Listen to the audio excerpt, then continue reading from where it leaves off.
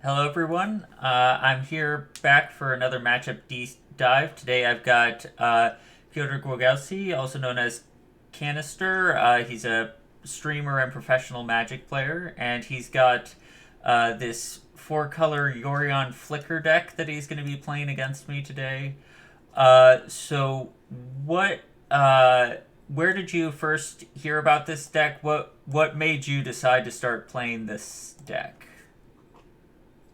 Well, it picked up a few top eights and Magic Online challenges before I picked it up, but then I started playing with it, working on it, and it turned out to be quite a solid deck. Probably, I think right now it's a more solid versions of what Elementals was, which was a deck I was powering a lot of time at the time. Yeah, I mean, I Elementals is a very strong deck, but one thing I found against Elementals is if you don't have Risen Reef, it's a much weaker deck, and I feel like this is a deck that just every card in the deck is doing something powerful, and you always seem to be doing something powerful with this deck. I also think there's like a combo potential of obviously the Time Warp Infinite Turns thing, which makes it like a little bit trickier to play from the Amulet side of things, because I have to. It's harder, like against elementals, I can play more conservatively because sometimes I don't expect that I'm just going to lose on the next turn, but, sometimes against this deck, just out of nowhere, I can just lose. Certainly, the Time Warp combo or like any other combo that you could include in this. It's mostly Time Warp, but could do some other stuff like maybe playing Nahiri plus Emrakul. But that's not really, you're gonna see this one coming. But certainly Yeah. there is some more combo potential to that is pretty scary to play a longer game against. Yeah. Especially as the Amulet is like not the best at maybe stopping the other players' game plan, and you kinda can cycle a lot, draw a lot of cards, find the stuff. Right. And, like you have the ability to stop me from killing you pretty well with solitude, which you can bounce with Teferis. You can ephemerate. You can use eternal witness to get them back. So there's a lot of ability to answer primeval titans within this deck. So I'm going into this assuming that Amulet is probably not favored in this matchup. I felt favored with the Karn version against Elementals, and that was mostly due to Walking Ballista. Today I'm not playing a Karn version. I'm playing the tracker version. And so without access to Walking Ballista, which is like my main way of interacting with sort of these creature combos, ephemerate, and everything, I think there's a very good chance that a lot of matches are going to come down to you're going to solitude a lot of my primeval titans until you are able to just either assemble a combo or get so much value that I can't come back. I do think that there are some opportunities though for Amulet to get under you. Obviously, Amulet can do some very fast draws, and you're playing an 80 card deck, so the things that are best like Solitude and Spreading Seas. While you do have a lot of cantrips, you're not always going to have them right when you need them. So there is some opportunity for me to just go really fast. For sure, that is my feeling about the matchup as well. I had plenty of games I played against Amulet so far with this deck go in this way where I eventually just exiled all four Titans and there was nothing threatening left in the deck. So by default I won. But the amulet as its scariest for this deck is when it goes fast. The amulet, the multi-amulet openings, if you like miss a prismatic ending on the amulet or miss a spreading season Urza's Saga, then Mm-hmm. just getting out too quickly before I can find all the cards I need in my 80 card deck. Yeah. That is a problem. Yeah, prismatic ending is very very good though at when you do have it at preventing those really quick amulet draws as well. Now in Yeah, this, yeah, it's one of the key cards I'm looking for in my opening hand typically yeah, against amulets, which is kind of not what I suspected at first because I was like, oh yeah, it only hits the amulet, so like kind of crappy. But that's not even true. You can play it for free, kill the dryad, kill the tracker in your version's case. But just having the insurance that the game is going to go longer, it's not gonna finish that fast is very good in itself for my deck. So I'm looking for that effect. yeah. I mean, even just the presence of prismatic ending has changed the way that Amulet has to sequence things. Like, often before when you had a Grazer and an Amulet in hand, you always wanted to play the Amulet first in case you drew like a second Amulet. Then that would be very good with the Grazer.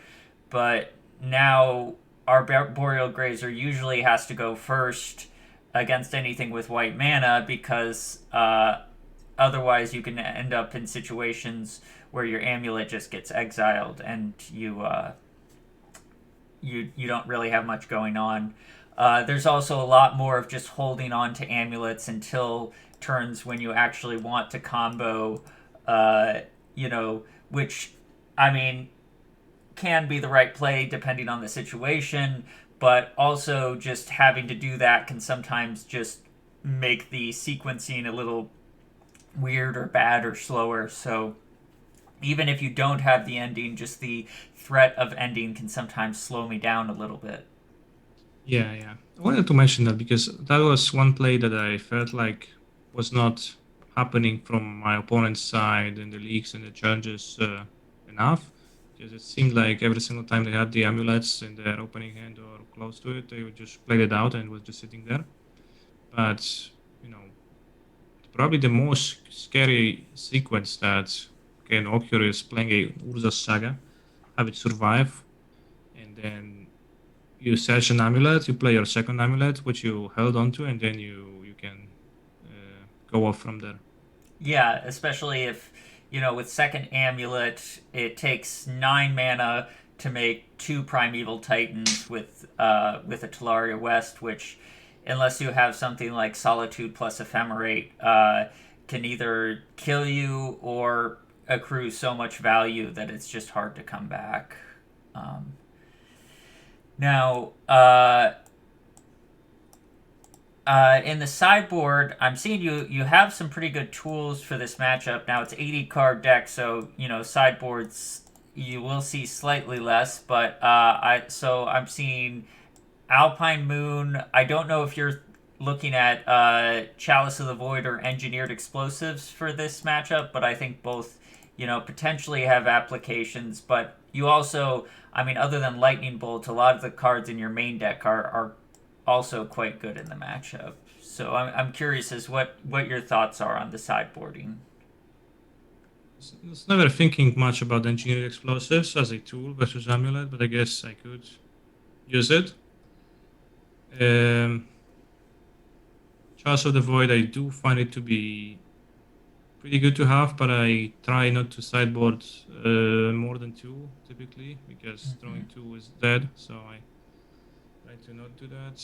Alpine Moon is obviously great because well, it's kind of doubles the work of spreading seas, but it's not like spreading seas goes dead. It still can work as a land destruction on a bounce line, so it's gonna be fine. Mm-hmm. Supreme Verdict is very good. Obviously, well, so maybe not very good. It is quite good. It's useful to have, but it's not insane because it is a sorcerer speed removal after all. I've been toying with sideboarding in Emrakul too, but I Mm-hmm. don't have a strong opinion formed on that. Yeah, I mean, Emrakul is definitely one that if you cast it against Amulet, you just win the game because Amulet has a lot of ways to self-destruct and things like pacts and other things. You can either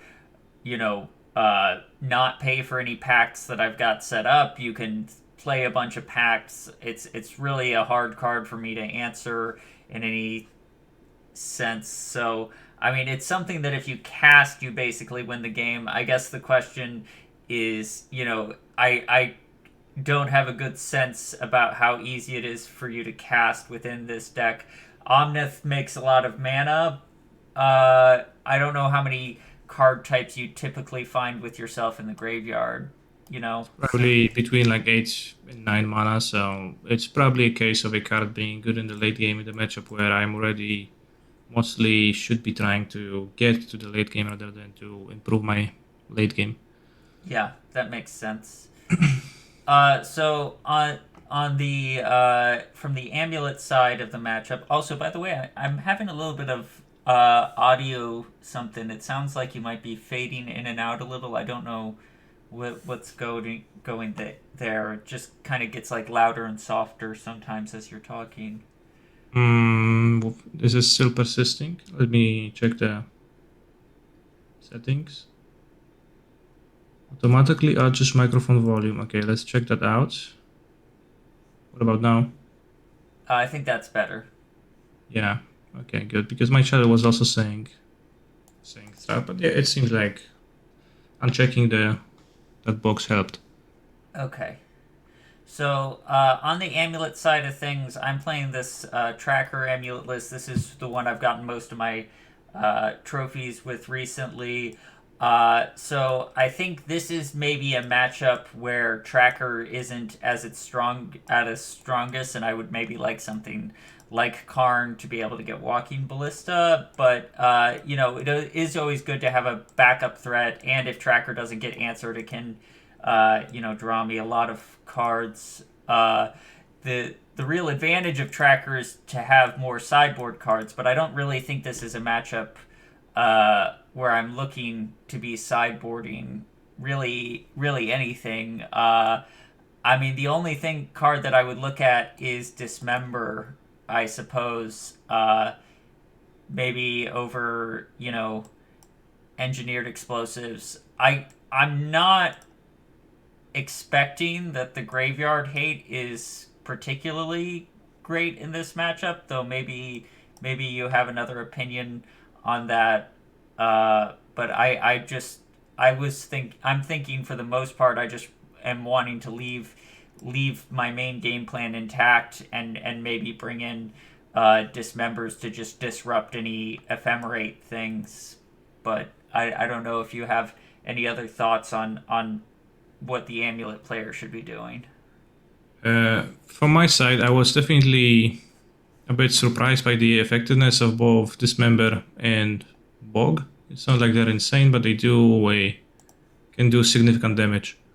Yeah, Frequently, like I'm kind of banking on this Solitude Ephemerate play working out in tight spots to then stabilize and take over, and a timely Dismember there hits pretty hard. Juka Bog also like kind of valuable because Amulet is kind of weak to the Eternal Witness loops. If you just can like start the ephemerate Eternal Witness plays and there's like little ways to stop that from Amulet, then you can just freely pick up a Solitude every turn, and I don't really see what from that point you'd be supposed to do about that. yeah. So Bojuka Bog interfering with that from a Titan, search by a Titan came up a few times when I was playing against that. Yeah, I think Bajuka Bog makes sense as if I'm gonna bring in Graveyard Hate, Bajuka Bog being a land as something like a Cavern of Souls that isn't doing anything makes sense to as if I'm gonna bring in Graveyard Hate, Bajuka Bog is probably the one that makes the most sense to bring in. Certain Tormod script I would not be interested in. Relic of Progenitus would be, I think, pretty interesting. Yeah, Relic would probably be fine. I don't think I want to do Endurance because I don't really want to be spending 2 cards to exile your graveyard. I'm certainly not going to be pacting for it and then exiling a card to exile your graveyard. That just seems like at the point That doesn't seem like a winning strategy. Yeah. I mean, by that point in a game, by a point in a game when I'm doing that, I'm just losing. Yeah. All right. So I think I'm ready to go. If you want to get started with the games. Yes, yes, we can do that. All right.